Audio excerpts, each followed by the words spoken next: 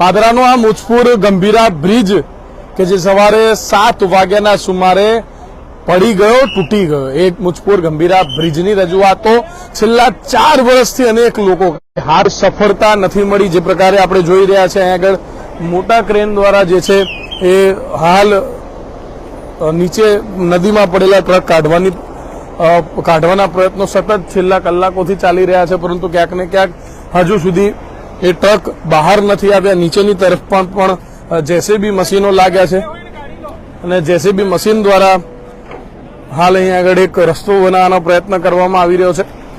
સામે પણ આપણે જોઈ શકીએ છીએ કે બોલેરો પિકઅપ વાહન જે છે એ બોલેરો પિકઅપ ગાડી આપણને સ્પષ્ટ અહીં આગળ જોવા મળી રહી છે અને બોલેરો પિકઅપ સાથે સાથે જે આ 3 લોકો બેઠા છે એ છે મારુતિની ઇકો કાર જે છે, ઇકો તેમજ બોલેરો ગાડી અહીં આગળ જોવા મળી રહી છે। સાથે સાથે એક ટ્રક અને અન્ય રિક્ષા સહિત 2 બાઇક પણ હોવાની શંકાઓ છે। ત્યારે જે પ્રકારે જોઈ રહ્યા છે આગળ લોકોના ટોળા પણ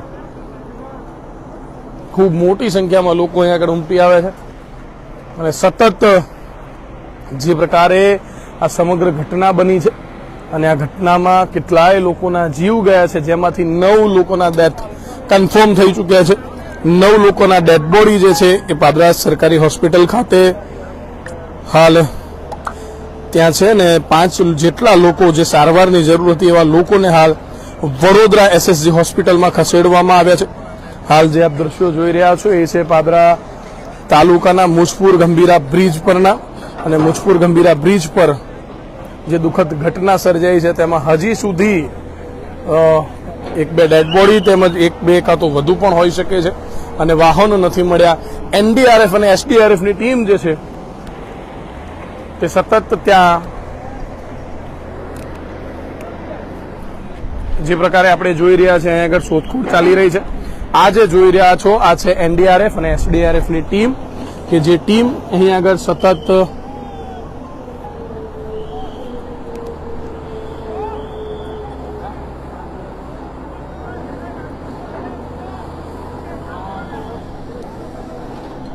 જે પ્રકારે આપણે જોઈ રહ્યા છે અહીં આગળ એનડીઆરએફની ટીમ છે, એસડીઆરએફની ટીમ છે, બોલેરો પિકઅપ વાહન એ બોલેરો પિકઅપ પણ જોઈ શકીએ છીએ, સાથે સાથે ઇકો કાર જે છે ઇકો કાર પણ જોઈ શકીએ છીએ અને કેમેરા પર્સનને કહીશ કે આપણે બતાવશો રિક્ષાની શું હાલત થઈ છે।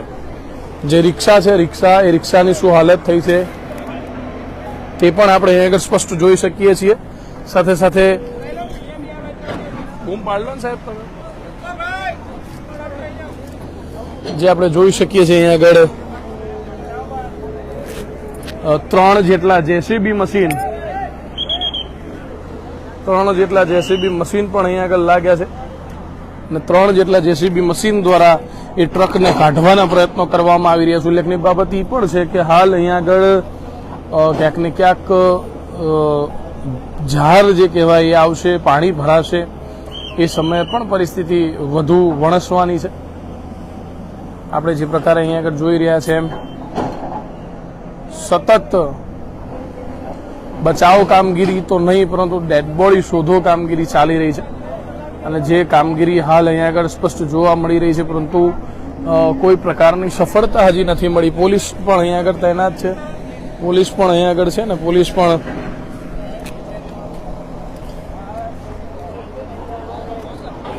હવે અહીંયાથી કોઈ આગળ ના આવે, કોઈ વાહન ભૂલથી અહીંથી જતું ના રહે અને સ્પીડમાં કોઈ પડી ના જાય તેની જે વ્યવસ્થાઓ છે પોલીસ કરી રહી છે। પાકા દોરડા બાંધી અહીં આગળ કોઈ પણ વાહન ચાલક ભૂલથી પસાર ન થઈ જાય, કોઈ પણને નુકસાન ન થાય તેની તૈયારીઓ પણ પોલીસ દ્વારા હાલ કરવામાં આવી રહી છે। પરંતુ આજે અત્યારે કરી રહ્યા છે નફ્ફટ અને નાલાયક અધિકારીઓએ જે છે એ 3 વર્ષ અગાઉ કરવાનું હતું, એ જ નફ્ફટ અને નાલાયક અધિકારીઓના કારણે આજે 10 જેટલા લોકોએ પોતાનો જીવ ગુમાવ્યો છે, સાથે સાથે અનેક લોકોને નુકસાન પણ થયું છે। આજે પાદરા જંબુસર, પાદરા મુજપુર સહિતના સૌરાષ્ટ્રના લોકો હવે આ બ્રિજ પરથી પસાર નહીં થઈ શકે ને જે પ્રકારની પરિસ્થિતિ છે।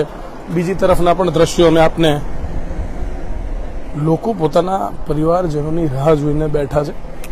દર્શક મિત્રો, આ મહિલાઓ જે જોઈ રહ્યા છો, આ મહિલાઓ પોતાના સ્વજનની રાહ જોઈને બેઠા છે કે મારું સ્વજન મળી જશે। લોકો હજુ અસમંજસમાં છે, કેટલાક લોકો ગુમ થયા છે, તો હજી એવી શંકાઓ છે કે શું એ ખરેખર આ નદીમાં ખાબક્યા છે, અંદર છે, કેટલાક બાઇક સવારો નથી મળી રહ્યા. એટલે સ્પષ્ટ લોકો ખૂબ મોટી દુવિધા, ચિંતામાં ફસાઈ ચૂક્યા છે માત્ર ને માત્ર આ નાલાયક અધિકારીઓના કારણે. અધિકારી અત્યારે પણ એવો જવાબ આપે છે આ પુલ કોઈ પણ પ્રકારે જર્જરિત નથી. ત્યારે અહીંયા આગળ આપણે જોઈ શકીએ છીએ એમ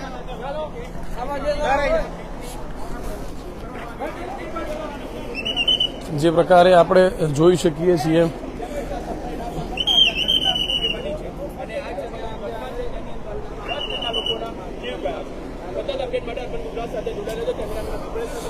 10 જેટલા લોકોના દર્શક મિત્રો જીવ પણ ગયા છે અને સાથે સાથે 3 વર્ષ પહેલા પણ રજૂઆતો થઈ હતી.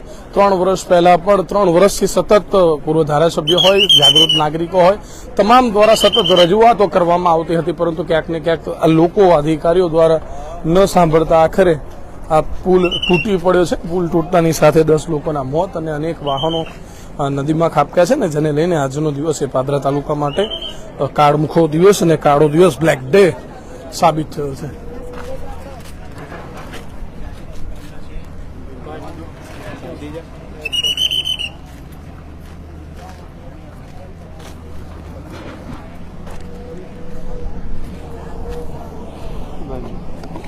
જે પ્રકારે જોઈ રહ્યા છે અહીંયા આગળ સતત લોકો કામગીરી કરી રહ્યા છે. દોરડા વડે આ કામગીરી હાલ કરવામાં આવી રહી છે, પરંતુ ક્યાંક ને ક્યાંક આ કામગીરી પણ ધીમી ગતિએ ચાલી રહી છે અને જેને લઈને હજુ સુધી કેટલાક ડેડ બોડી નથી મળ્યા. હજુ સુધી કેટલાક પરિવારો રડી રહ્યા છે, કકરી રહ્યા છે.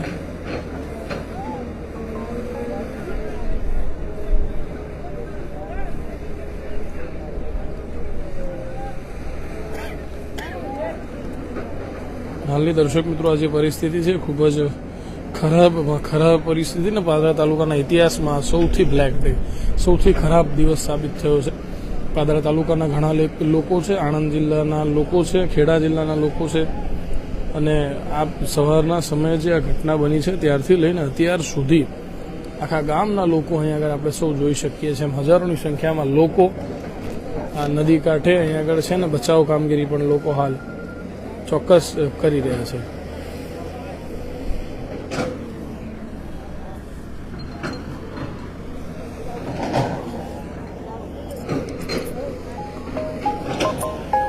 એ સમયે જો અધિકારીઓએ સાંભળી લીધું હોત અને પોતાની મનમાની ન કરી હોત તો આજે પાદરા તાલુકાના લોકોને પોતાનો જીવ ગુમાવવાનો વારો ન આવ્યો હોત. પાદરા તાલુકો નહીં અને આજુબાજુના તાલુકાના પણ લોકો જે અહીંથી પસાર થાય છે તે લોકોને જીવ ગુમાવવાનો વારો ચોક્કસ ન આવ્યો હોત.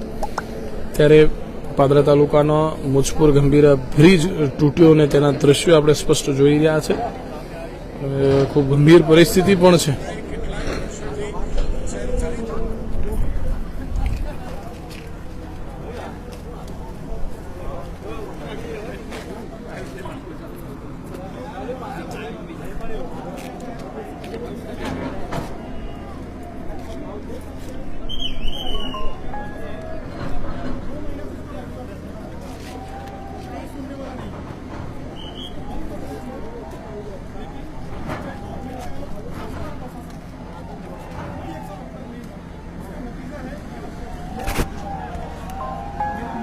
આપણે અહીંયા આગળ જોઈ રહ્યા છે એમ એનડીઆરએફ, એસડીઆરએફની ટીમ જે છે પેલો વાહન ટ્રક જે છે એને ઘસેડી રહ્યા છે, ટ્રક કાઢી રહ્યા છે. ખૂબ જ જોખમભરી મહેનત તેઓ પણ કરી રહ્યા છે.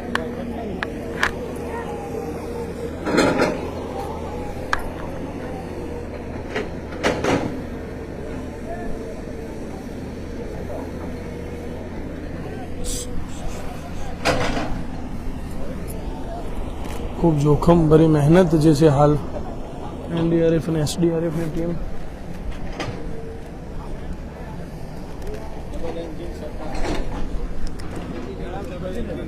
ધનભાઈ, ધનજીભાઈ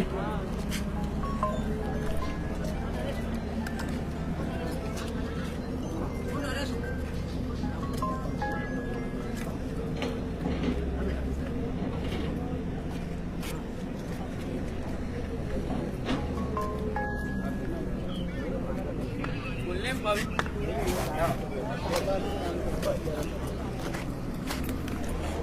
પ્રકારે આપણે સૌ અહીંયા આગળ જોઈ રહ્યા છે બચાવ કામગીરી ચાલી રહી છે ત્યારે પાદરાના સ્થાનિક પત્રકાર ધર્મેશભાઈ છે. ધર્મેશભાઈ, સવારથી આપણે સૌ પાદરાના તમામ પત્રકારો છે ને જે પ્રકારની ઘટના બની છે ખરેખર ખૂબ દુઃખદ છે.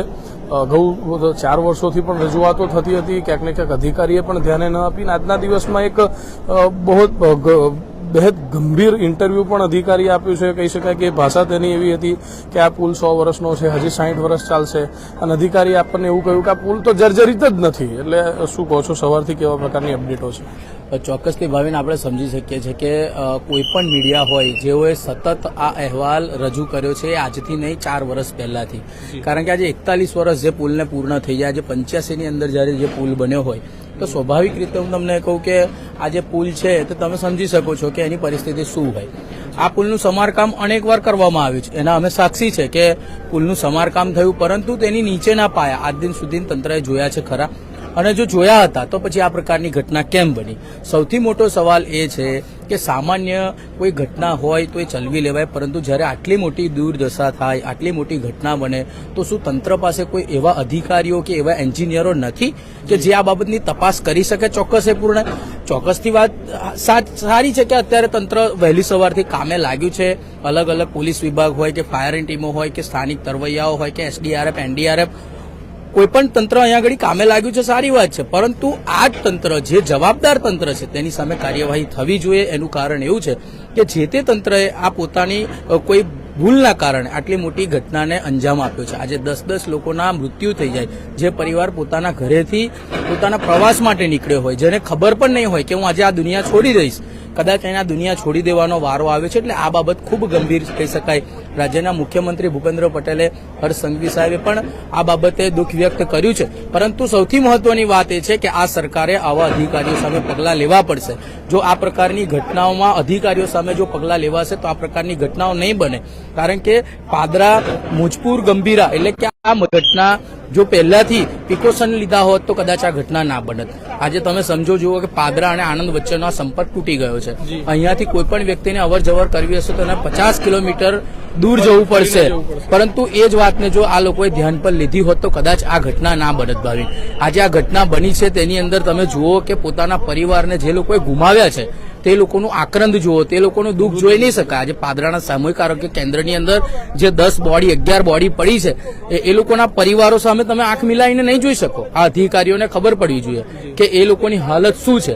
તમે જુઓ અત્યારે નાના બાળકો જેના દુનિયા હજુ નથી જોઈ. ધર્મેશભાઈ, નફોટાએ ભર્યું નિવેદન આપ્યું કે આ પુલ તો હજુ 60 વર્ષ ચાલશે, 100 વર્ષની ઉંમર છે અને જર્જરિત જ નથી. અધિકારી આવો જવાબ કયા આધારે આપી શકે? હું તો એવું કહું છું કે સરકારનું કામ કરે છે. સરકારની જે તે વિભાગની આ એક જવાબદારી નહીં કે આ સરકારની કોઈ ડાયરેક્ટ સરકાર કામ કરવા નથી આવવાની, પણ આજે જે એજન્સી છે એને આ પ્રકારની કામગીરી કરી છે તો એના ચોપડા પર હશે. એના કેટલી વાર સમારકામ કર્યું છે, કેટલી વાર એની પર વજન મૂક્યું છે. તમે જ કોઈ એક વસ્તુ પર સતત વજન મૂકો તો તેના પાયા કમ છે એક નહીં કર્યા. આ બાબતે હું તો કોઈ રાજકીય વાત નથી કરતો, પણ હું તમને એક પત્રકાર તરીકે મારી વેદના કહું કે આજે અમે જો સવારથી આજે દિવસ દરમિયાન જે લોકોના ઇન્ટરવ્યુ કર્યા છે, જે લોકોની વાતો સાંભળી છે, એ બધી જ વાત તમને કહું છું. કારણ કે અમે સવારથી અહીંયા આગળ છે અને જોયા છે કે જે લોકોના મૃતકોને જ્યારે લઈ જતા હતા અને જે પરિવારોને ખબર પણ નથી, જે પરિવાર એક નીચે હતું અને એ કહેતું હતું કે મારા વ્યક્તિ છે એ અહીંયા છે જ નહીં, ક્યાં ગયા છે. તો હું તમને એવું કહું કે એ પરિવારને તો ખબર પણ નહીં હોય કે એની અંદર કેટલા લોકો છે. હવે જે ઇકો કાર છે, ઇકો કારની અંદર જે લોકો હતા એમાં માત્ર લગભગ એક જણ બચ્યું છે. હા, હવે હું એવું કહું છું કે તમામ લોકો મૃત હાલતમાં જોવા મળ્યા. તો હજુ તો જે ટીમો છે તે રેસ્ક્યુમાં લાગી છે. હમણાં લગભગ 10 થી 11 લોકોનો સત્તાવાર રીતે કલેક્ટર દ્વારા જાહેર કરવામાં આવ્યો છે. અત્યારે વડોદરા જિલ્લા કલેક્ટર તે પણ એનડીઆરએફની બોટની અંદર હર્ષ સંઘવી સાહેબે પણ આ બાબતે દુઃખ વ્યક્ત કર્યું છે. કહી શકાય કે ગુજરાતમાં જે પ્રકારની ઘટનાઓ બને છે તે ખૂબ જ દુઃખદ છે. ક્યારેક કોઈ ઘટના એવી બનતી હોય છે, પરંતુ જ્યારે તંત્રના આળસના કારણે જ્યારે આ પ્રકારની ઘટનાઓ બને તે ખૂબ જ દુઃખદ છે. લોકોએ અનેકવાર વાત કરી છે, નહીં માત્ર કોઈ કોંગ્રેસ, ભાજપ કે વ્યક્તિઓએ, પણ સામાન્ય વ્યક્તિઓએ પણ આ બાબતે સરકારનું ધ્યાન દોરે તેની માટે અનેકવાર તંત્રને રજૂઆત કરી છે. પરંતુ ક્યાંક ને ક્યાંક તંત્રની ઘોર બેદરકારી કહી શકાય અને તેના કારણે જ આ દુર્ઘટના દુર્ઘટના બની છે. ચોક્કસ આપણી સાથે હતા ધર્મેશભાઈ કે જેઓએ કહ્યું કે આ તંત્રની જ ઘોર બેદરકારી છે. તંત્રએ જ આ ખાડા કાન કર્યા છે ને વર્ષોથી 4 વર્ષોથી આ અધિકારીઓને, આ નફટ નાલાયક અધિકારીઓને વારંવાર રજૂઆતો કરવામાં આવી હતી, પરંતુ હજી પણ અધિકારીનું સ્ટેટમેન્ટ એવું